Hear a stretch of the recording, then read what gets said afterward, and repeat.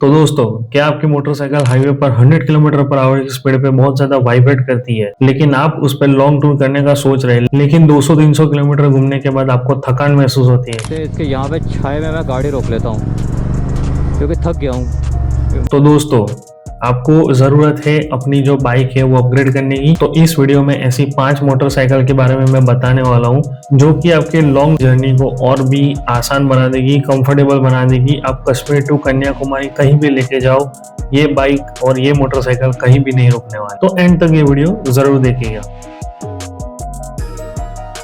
तो दोस्तों, इस वीडियो में हम ये 5 मोटरसाइकिल के बारे में जानने वाले हैं। उसके प्रोस क्या है, उसके कॉन्स क्या है, आपको कहाँ पे बेनिफिट मिलेगा, आपको कहाँ पे डिसएडवांटेज मिलेगा इस बाइक का, वो हम इस वीडियो में जानने वाले हैं। बाकी जो स्पेक्स एंड फिगर्स है वो आप इंटरनेट पर देख ही सकते हैं। तो दोस्तों, हमारी लिस्ट में 5वें नंबर पे जो बाइक है उनका नाम है hero XPulse 210। Most affordable bike है। अगर आप बहुत ज्यादा ऑफ रोड करना चाहते हो और आपका बजट कम है तो ये बाइक आपके लिए सबसे बेस्ट ऑप्शन है। तो चलिए जानते हैं इसके प्रोस के बारे में, यानी कि एडवांटेज क्या क्या है।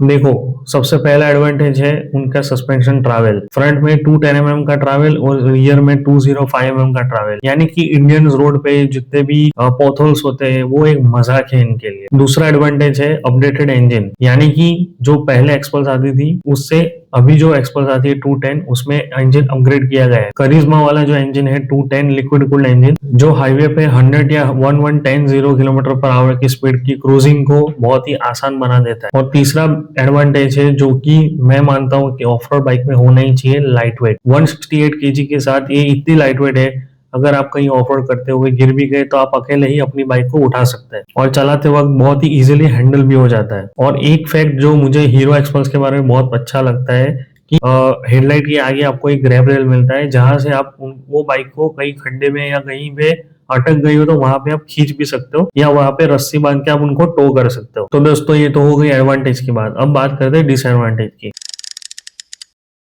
तो सबसे पहला डिसएडवांटेज है उनका पिलियन स्पेस, यानी कि ये जो बाइक है उसमें जो पिलियन सीट आती है वो बहुत ही पतली आती है। तो दो लोगों को कंफर्टेबल राइड करने के लिए आपको सीट चेंज करवानी पड़ेगी। और दूसरा डिसएडवांटेज है उसका फ्यूल टैंक कैपेसिटी सिर्फ 13 लीटर है, तो हर 350-400 किलोमीटर पर आपको फ्यूल फिल करवाना पड़ेगा। तो दोस्तों, हम हमारी लिस्ट में आगे बढ़ते हैं। चौथे नंबर पर है सुजुकी वी-स्ट्रोम SX 250। अगर आपका रास्ता जो है वो हाईवे से होता है, यानी कि आप ज्यादा ऑफ रोड नहीं करते, नॉर्मली आप हाईवे पर टूर करते हो, तो ये जो बाइक है वो आपके लिए सबसे बेस्ट ऑप्शन है। उसका रिफाइनमेंट इंजन ही उसकी पहचान है। तो दोस्तों, बात करते हैं एडवांटेज की।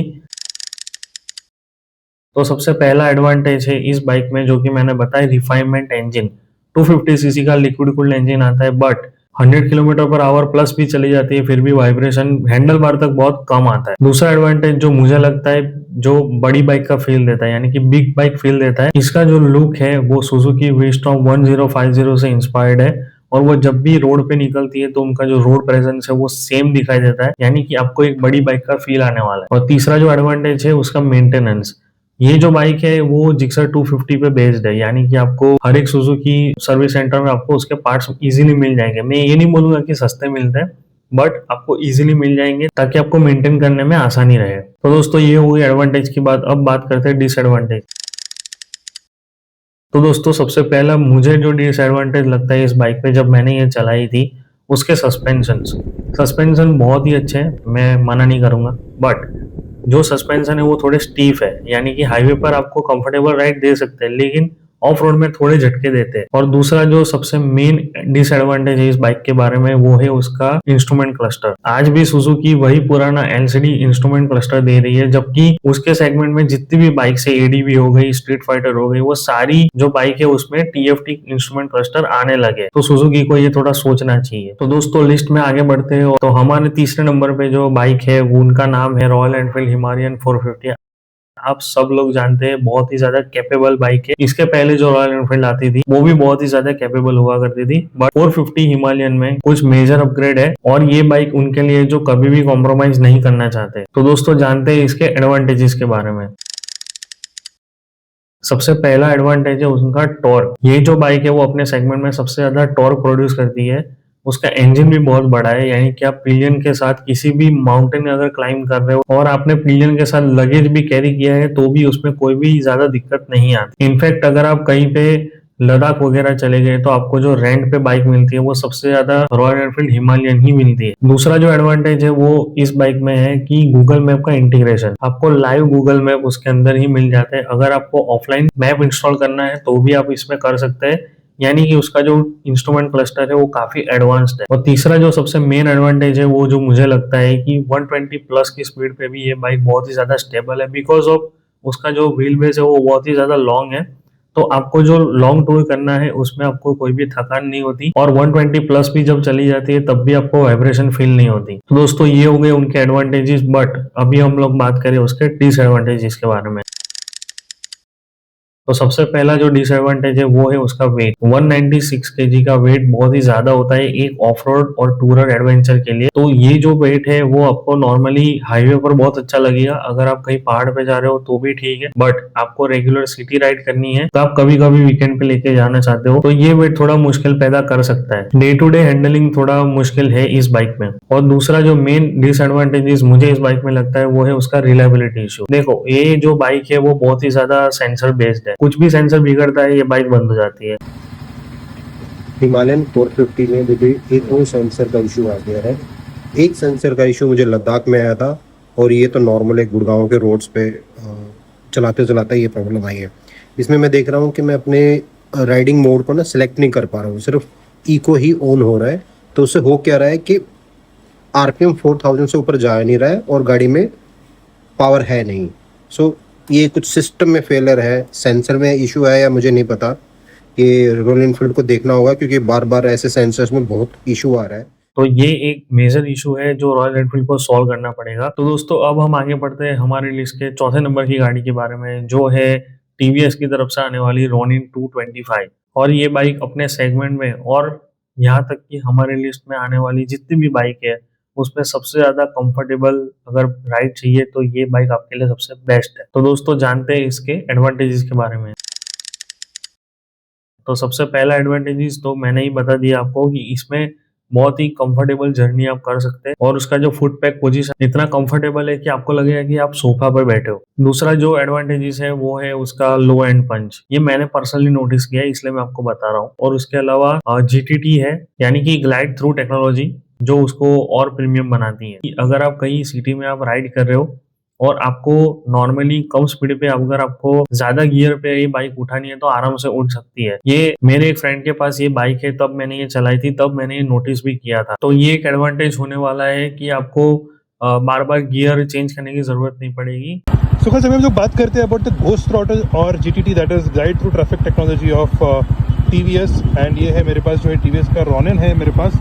तो आज हम लोग इसके ऊपर ट्राई करके देखते हैं। तो जब फर्स्ट गियर, तो मैं यहाँ पे देख रहे हो कि मैं अभी फर्स्ट गियर में जा रहा हूँ एंड कुछ एक्सेलरेशन नहीं है गाड़ी के ऊपर, बट स्टिल 6 किलोमीटर की स्पीड पे जा रही है बाइक। अभी मैं डालता हूँ सेकंड गियर, तो गियर चेंज हो गया बाइक का एंड गाड़ी कहीं पे भी बंद नहीं पड़ा। It's going on, it's going on, it's going on. और तीसरा जो मेन एडवांटेजेस जो मुझे लगता है उसका लुक्स, उसके जो गोल्डन यूएसडी फोक्स है वो काफी प्रीमियम लुक देते हैं। तो दोस्तों ये बात हो गई उसके एडवांटेजेस के बारे में। अब बात करते हैं उसके डिसएडवांटेजेस के बारे में। देखो सबसे पहला जो डिसएडवांटेजेस है वो मुझे लगता है कि उसके टॉप स्पीड। देखो 100 किलोमीटर पर आवर की स्पीड जो है वो हाईवे पर और क्रूज करने के लिए बहुत सही है, लेकिन इस बाइक में अगर आप उसके ऊपर जाओगे तो इंजन थोड़ा सा स्ट्रेन लगता है, यानी कि ऐसा लगता है कि इंजन को आप ज्यादा पुश कर रहे हो, ज्यादा खींच रहे हो, ज्यादा कंफर्टेबल नहीं होता और ज्यादा वाइब्रेशन भी होता है इसमें। और दूसरा जो डिसएडवांटेजेस है वो है उसका ग्राउंड क्लियरेंस। देखो उसका जो स्टैंड है वो थोड़ा नीचे है, तो अगर आपको एक बड़ा खड्डा दिख रहा है या बड़ा बम्पर दिख रहा है तो आपको थोड़ा ध्यान से इस बाइक को निकालना पड़ेगा। तो दोस्तों अब हम आ चुके हैं हमारी लिस्ट की सबसे लास्ट मोटरसाइकिल के बारे में जानने के लिए। तो उसके पहले मैं आपको बता दूं कि जो हमारे लिस्ट में 5वें नंबर पे जो बाइक है वो टॉप नॉच है, यानी कि टेक में भी टॉप नॉच है, क्वालिटी में भी है, और नो डाउट इसका प्राइस तो आप सर्च कर ही लेना बाद में। सो मैं बात कर रहा हूँ KTM ADV 250 के बारे में। तो दोस्तों बात करते हैं इसके एडवांटेजेस के बारे में। तो सबसे पहला एडवांटेज है उसका इंजन, यानी कि अगर आप हाईवे पर क्रूज कर रहे हो या ऑफ रोड में अगर आप कहीं उसको ले गए तो ये 100 और 120 किलोमीटर पर आवर की स्पीड पे वो आराम से क्रूज कर सकती है, वो 100 पे आराम से ऑफ रोड भी कर सकती है। बिकॉज ऑफ उसका जो इंजन है वो रेव हैप्पी है, तो आप कांस्टेंट स्पीड चाहिए तो ये बाइक आप डेफिनेटली प्रीफर कर सकते हैं। सेकंड एडवांटेजेस है इस बाइक के बारे में कि आपको सब कुछ टॉप नॉच मिलने वाला है, यानी कि अगर आप कुछ भी इसमें आप पार्ट्स देखोगे, इंजन से लेके स्विचेस होते हैं, उसके जो इंस्ट्रूमेंट क्लस्टर है, उसके शॉक एब्जॉर्बर्स है, उसके टायर्स है, सब कुछ, मतलब आप जितने भी उसमें पार्ट्स देखोगे वो आपको टॉप नॉच क्वालिटी के आपको देखने को मिलेंगे। और जब मैंने ये चलाई थी मैंने नोटिस भी किया था, ये गाड़ी एडवेंचर कैटेगरी में आती है, बट फिर भी इस गाड़ी में जो कॉर्नरिंग होती है वो नॉर्मली स्पोर्ट्स बाइक जैसी होती है, तो उसका जो बैलेंसिंग है वो काफी अच्छा है। केटीएम ने इसमें काफी अच्छा इंजीनियरिंग वर्क किया हुआ है। तो दोस्तों इतनी तारीफ तो बहुत हो गई, अब बात करते हैं उसके डिसएडवांटेजेस के बारे में। तो सबसे पहला डिसएडवांटेज है उसकी सीट हाइट। देखो मैं अपने हिसाब से बता सकता हूँ कि मेरी जो हाइट है वो 5 फीट है, तो मुझे ये बाइक जो है वो थोड़ी कंफर्टेबल नहीं लगती। लेकिन अगर आपकी हाइट 5'7" या 5'11" है तो डेफिनेटली आप इस बाइक को प्रीफर कर सकते हैं। और दूसरा जो डिसएडवांटेजेस है वो है इसका इंजन कैरेक्टर। देखो मैंने पहले ही बताया कि ये जो इंजन है वो रेव हैप्पी है, तो अगर आप उसको नॉर्मल स्पीड मतलब 60 के अंदर अगर आप उसको क्रूज कर रहे हो तो आपको उतना मजा नहीं आएगा जितना नॉर्मली बाकी सारी जितने भी कैटेगरी में एडी हुई थी उसमें आएगा। तो ये जो बाइक है वो हाई स्पीड के लिए बनी है, तो अगर आपको कांस्टेंट स्पीड 100 के ऊपर चाहिए तब ये बाइक आप प्रीफर कर सकते हो। तो दोस्तों ये है हमारी लिस्ट में 5 मोटरसाइकिल जिसमें कि आप लॉन्ग टूर कर सकते हो, थोड़ा बहुत एडवेंचर कर सकते हो, थोड़ा बहुत ऑफ रोड जा सकते हो। मतलब इन शॉर्ट मैंने ऐसी 5 मोटरसाइकिल के बारे में आपको बताया है जो बहुत ही ज्यादा कैपेबल है, और हर एक बाइक का अपना कैरेक्टर है और हर एक बाइक अपनी अपनी चॉइस के हिसाब से आपको लेनी चाहिए। अगर आपका बजट टाइट है और आपको एक ऑफ रोड बाइक चाहिए तो definitely you go with the XPulse 210। बहुत अच्छी बाइक है, ऑफ रोड के लिए बहुत सही है, बट सीट का थोड़ा देख लेना, पिलियन के साथ राइड करने में इतना कंफर्टेबल नहीं है, तो आप सीट भी चेंज करवा सकते हैं आफ्टर मार्केट। दूसरी बात, अगर आपको हाईवे पर बहुत ही स्मूथ इंजन चाहिए, आपका बजट बहुत ज्यादा नहीं है, आपको ऑफ रोड पे थोड़ा कम करना है, तो आप सुजुकी 250 की तरफ आराम से जा सकते हैं। उसका जो इंजन है वो बहुत ही ज्यादा स्मूथ है, 100 किलोमीटर पर आवर की स्पीड आपको नॉर्मली क्रूजिंग आपको आराम से करके दे देगी, 0 वाइब्रेशन देती है, यानी कि आपको थकान भी इतना ज्यादा नहीं होने वाला। ओके, उसके अलावा अगर आपको टेक चाहिए, अगर आपको पावर में कोई कॉम्प्रोमाइज़ नहीं चाहिए, आपको कंफर्ट में कोई कॉम्प्रोमाइज़ नहीं चाहिए, तो आप डेफिनेटली जा सकते हैं हिमालयन 450 की तरफ। बट एक बात का ध्यान रखना, ये हमारी लिस्ट में सबसे महंगी बाइक है।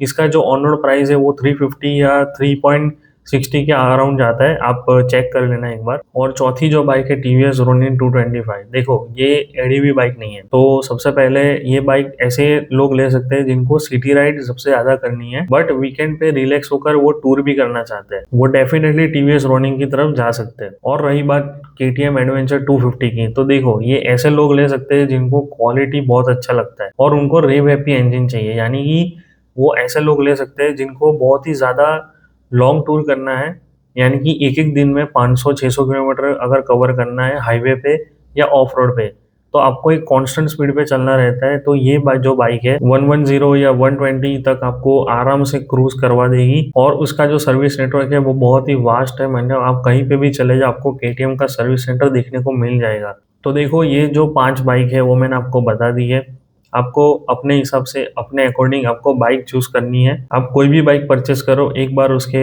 स्पेसिफिकेशंस, उसके वारंटी स्ट्रक्चर और उसके ऑन रोड प्राइस आप जरूर देख लेना। तो दोस्तों आपके हिसाब से कौन सी बाइक सबसे बेस्ट है वो मुझे कमेंट बॉक्स में जरूर बताओ। अगर इस वीडियो को देख के आपकी थोड़ी हेल्प हुई है तो इस वीडियो में कमेंट जरूर करें, मेरी जो चैनल है उसको सब्सक्राइब जरूर करें। सो दोस्तों मिलते हैं नेक्स्ट वीडियो में। Ride hard, ride safe, peace out.